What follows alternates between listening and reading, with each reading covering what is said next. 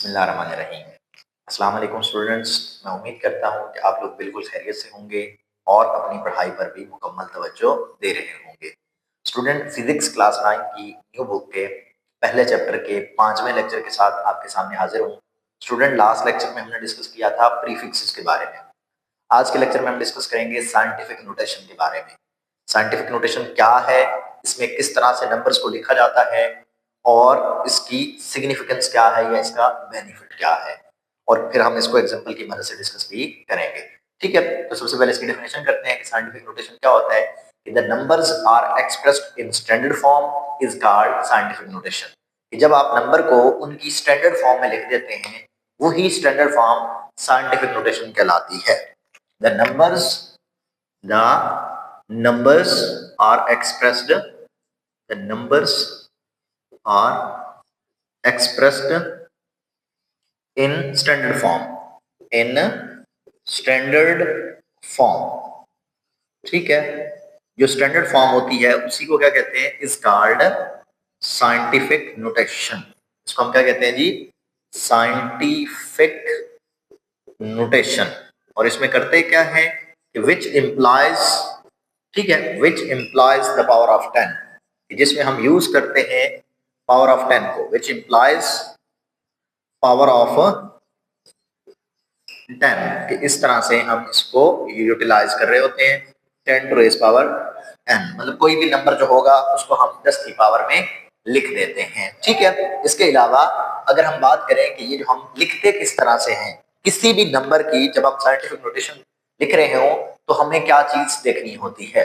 ठीक है, to write numbers using scientific notation, to write numbers, जब हम नंबर्स को लिख रहे होते हैं, ठीक है, using scientific notation, using scientific notation, जब हम साइंटिफिक नोटेशन को इस्तेमाल करते हुए नंबर को लिख रहे होते हैं तो हमने क्या करना होता है जी, ठीक है, कि move the decimal points until, कि हमने मूव करवाना है डेसिमल पॉइंट को, कि move the decimal points, move the decimal points, कि हमारा जो इशारिया होता है डेसिमल पॉइंट्स,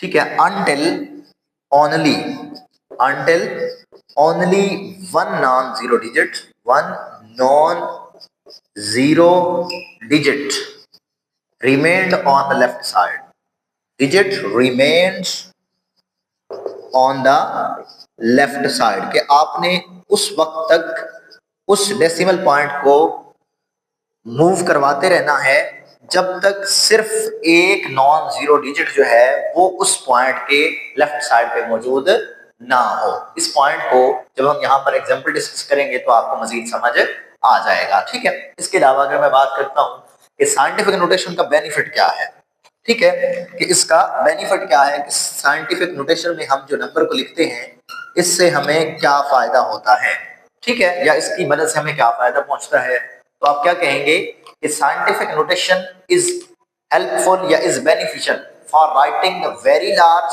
और very small numbers in a convenient way. ठीक है, या इसको आप इस तरह से भी लिख सकते हैं कि साइंटिफिक नोटेशन, साइंटिफिक नोटेशन, ठीक है, is beneficial, is beneficial for writing, for writing very large and very small numbers, very small numbers in a convenient way, in a convenient वे। ये आपसे शॉर्ट क्वेश्चन भी पूछा जा सकता है। ठीक है, कि क्या फायदा होता है हमें या क्या बेनिफिट्स हमें मिलते हैं किसी भी नंबर को जब हम स्टैंडर्ड साइंटिफिक नोटेशन में लिखते हैं या उसकी स्टैंडर्ड फॉर्म में लिखते हैं। तो आप क्या लिखेंगे कि हम साइंटिफिक नोटेशन की मदद से या स्टैंडर्ड फॉर्म की मदद से किसी भी बहुत बड़ी वैल्यू को भी और किसी भी बहुत छोटी वैल्यू को भी आसानी के साथ लिख सकते हैं। ठीक है, अब इसकी अगर हम एग्जांपल की बात करें तो जो पहली हमारे पास एग्जांपल है वो है distance from the sun to earth, distance from sun to earth, कि सूरज से जमीन तक का जो फासला है वो बहुत ज्यादा है। अब उस बहुत बड़ी वैल्यू को हम स्टैंडर्ड फॉर्म की मदद से या साइंटिफिक नोटेशन की मदद से बड़ी आसानी के साथ लिख सकते हैं। इसको आसानी के साथ पढ़ा भी जा सकता है, आसानी के साथ समझा भी जा सकता है और आसानी के साथ लिखा भी जा सकता है।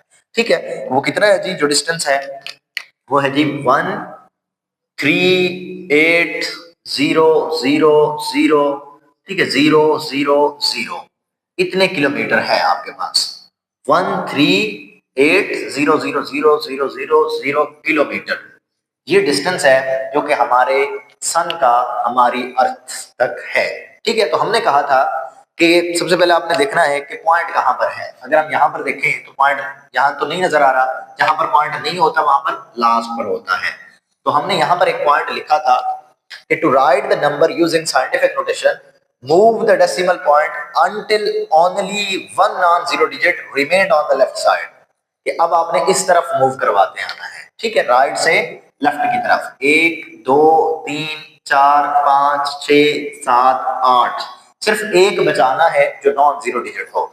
ठीक है, बाकी सभी को आपने स्टैंडर्ड फॉर्म की शक्ल में लिख देना है। हमने यहां से किस तरफ मूव किया जी? राइट से लेफ्ट की तरफ। अब जब भी आप राइट से लेफ्ट की तरफ डेसिमल पॉइंट को मूव करवाएंगे तो जितने नंबर आप मूव करवाएंगे वो 10 की पावर में आएगा और वो पॉजिटिव नंबर में आएगा। मतलब उसकी जो पावर होगी वो किस में आएगी जी? पॉजिटिव में आएगी। अब आपने कितने नंबर मूव किए? यहां से 1, ठीक है, 2 3 4 5 6 7 और 8। ठीक है, 8 और यहाँ मतलब हमने 8वें तक जो हमारे पास थर्ड था यहाँ तक मतलब हमने इसको मूव करवा लिया है। ठीक है, 8 डिजिट हमने मूव किया है और कहां से कहां मूव किया है? राइट टू लेफ्ट मूव किया है। तो जब भी हमने राइट से लेफ्ट की तरफ डेसिमल पॉइंट को लेके जाना है, जितने डिजिट लेके जाएंगे उतनी पावर हो जाएगी और प्लस में आएगी। तो यहाँ पर अगर हम इसको लिखो तो क्या हो जाएगा? 1.38। अब जितने डिजिट आप लेके आए थे उसको उसकी पावर बना दें, 10 टू रेज पावर 8 और साथ में क्या आ जाएगा? किलोमीटर। तो अब आप देखें कि इसको हम आसानी के साथ लिख भी सकते हैं, आसानी के साथ पढ़ भी सकते हैं। ठीक है, तो ये हमने स्टैंडर्ड फॉर्म में इसको लिखा है या साइंटिफिक नोटेशन की फॉर्म में इसको लिखा है। इसके अलावा एक और एग्जांपल है जी, डायमीटर ऑफ हाइड्रोजन एटम। क्या है जी हमारे पास? Diameter of hydrogen atom. Hydrogen atom का हमारे पास जो डायमीटर है वो कितना होता है जी? ये बहुत छोटी वैल्यू है। ये ऊपर वाली जो हमने डिस्कस की वो बहुत बड़ी वैल्यू थी। ठीक है, अब हमारे पास बहुत छोटी वैल्यू है। तो इसमें क्या होता है जी? 0.0000000, फिर 000, फिर 0 और फिर 52 मीटर ये डायमीटर है। अब आप देखेंगे ये कितनी छोटी वैल्यू है। अब आपने पॉइंट आपको नजर आ गया कि यहाँ पर है।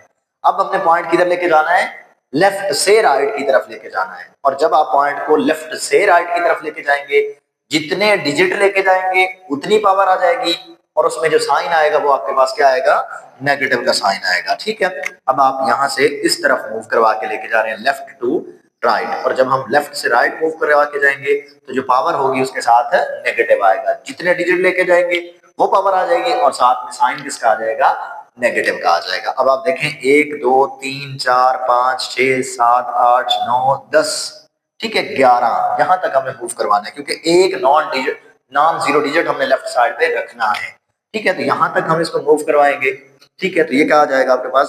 5.2 मल्टीप्लाई बाई कितने डिजिट लेके गए हैं? 10 टू द पावर 11 और हम लेफ्ट से राइट की तरफ गए हैं तो यहाँ पर क्या आ जाएगा? -11।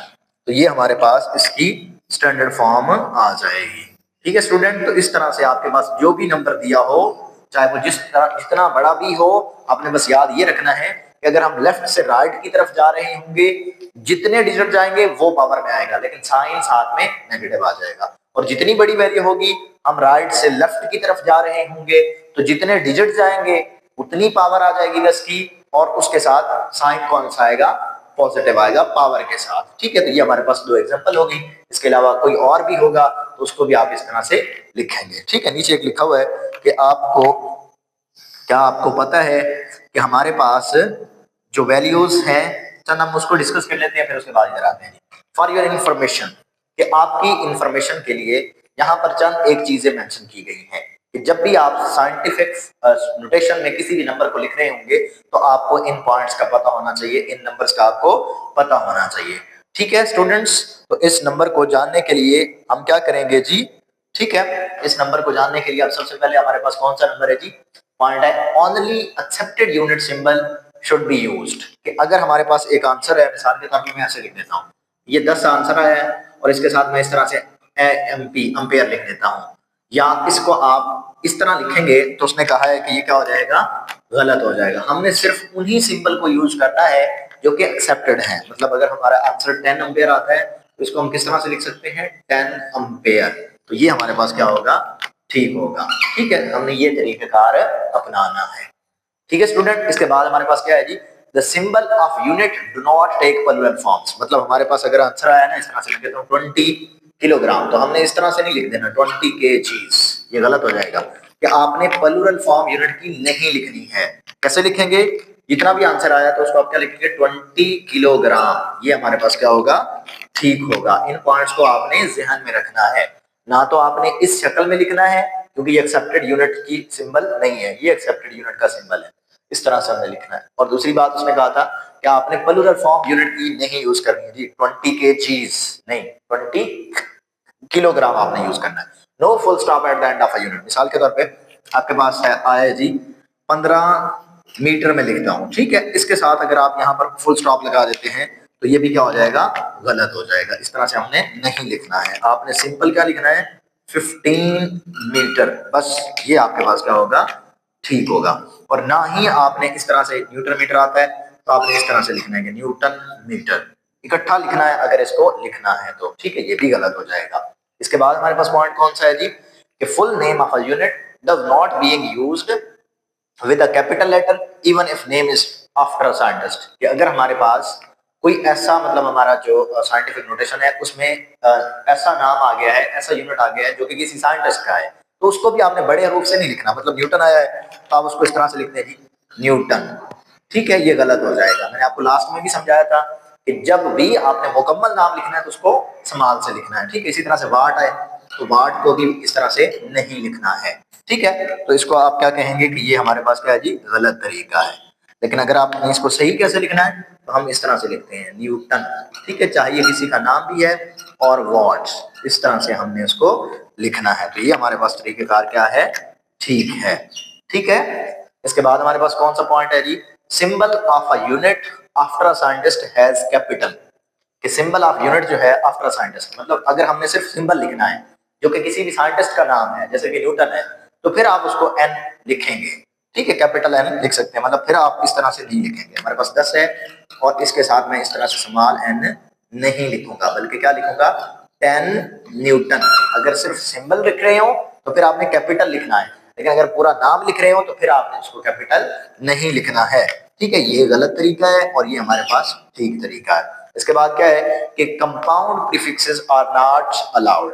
कंपाउंड प्रीफिक्सेस का मतलब क्या है कि दो प्रीफिक्सेस आपने एक में यूज करते हैं। मिसाल के तौर पे यहाँ पर 5 है, माइक्रो फेरेड, तो इस तरह से ये दो प्रीफिक्सेस आ गए हैं, मतलब हम इसको इस तरह से यूज नहीं करेंगे। लेकिन इसको अगर आपको पता है माइक्रो की पावर कितनी होती है, 10 टू द पावर -6, फिर माइक्रो है उसकी पावर कितनी होती है, 10 टू द पावर -6, दोनों को ऐड कर दें तो कितना हो जाएगा, 10 टू द पावर -12। इसका मतलब है 12 वाला कौन सा होता है, पीको, तो इसको आप इस तरह से लिख सकते हैं, पीएफ, ठीक है। लेकिन इस तरह से आप इसको नहीं लिख सकते हैं, ठीक है। तो ये हमारे पास चंद एक पॉइंट्स थे, चंद एक इंफॉर्मेशन थी जो हमें जब भी हम साइंटिफिक नोटेशन या स्टैंडर्ड फॉर्म लिख रहे होंगे तो हमें इन पॉइंट्स का पता होना चाहिए, ठीक है स्टूडेंट। यहाँ पर एक पॉइंट मेंशन है कि ऐसी स्टैंडर्ड फॉर्म जिसमें एक्सपोनेंट की जो पावर होगी वो माइनस होगी, मतलब 10 की पावर जो होगी वो माइनस होगी, तो उसकी जो वैल्यू होगी वो लेस देन 1 होगी। द एक्सपोनेंट पावर, ठीक है, if the exponent power of a number is negative then it means it has value less than 1। इस तरह से मिसाल के तौर पे मैं कहता हूं कि हमारे पास एक जो है ना एक्सपोनेंट पावर है जी इसकी 1 multiply by 10 to the power -2 metre.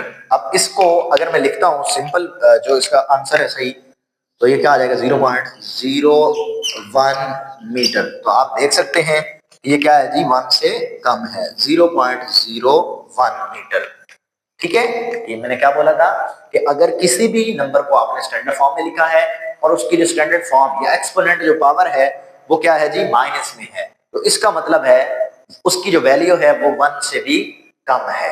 ठीक है स्टूडेंट्स, तो आज का हमारा यही लेक्चर था जिसमें हमने पढ़ा कि साइंटिफिक नोटेशन क्या होती है, उसको लिखते कैसे हैं, ठीक है, और उसके बेनिफिट्स क्या हैं, और उसको हमें कोई भी नंबर दिया हो तो हमने इसको किस तरह से रिप्रेजेंट करना है। ठीक है, ये एमसीक्यूज के तौर पे भी पूछा जा सकता है और ये पॉइंट्स आपने बहुत अच्छी तरह से याद करने हैं क्योंकि न्यूमेरिकल भी इसमें से बहुत सारे आएंगे आपके पास, तो आपको ये पॉइंट्स पता होने चाहिए। मैं उम्मीद करता हूं कि आपको ये लेक्चर बहुत अच्छी तरह से समझ आ गया होगा। आपका कोई भी क्वेश्चन हो, आपका कोई भी डाउट हो, वो आप कमेंट बॉक्स में पूछ सकते हैं। अल्लाह हाफिज।